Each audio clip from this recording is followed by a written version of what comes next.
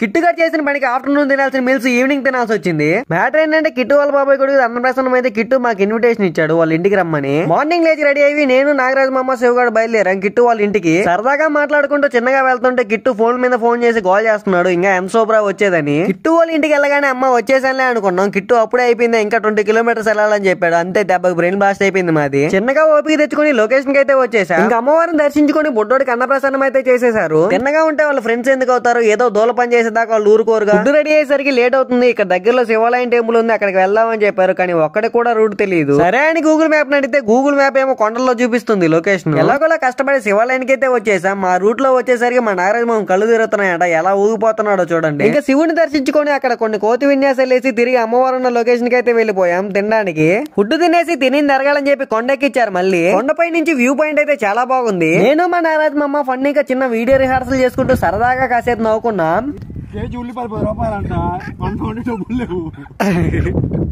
ఇంకా లొకేషన్ బాగుందండి. మేము ఫోటోలు అయితే దిగాం. కిట్టుగాడు చిన్న వీడియో సాంగ్ అయితే షూట్ చేసుకున్నాడు. ఇంకా సాంగ్ షూట్ చేసుకుని మేము ఇంటికి అయితే వెళ్ళిపోయాం. మీరు కూడా వెళ్లే ముందు లైక్ చేసి ఫాలో కొట్టి వెళ్ళండి. వెళ్ళొస్తాను. Bye bye.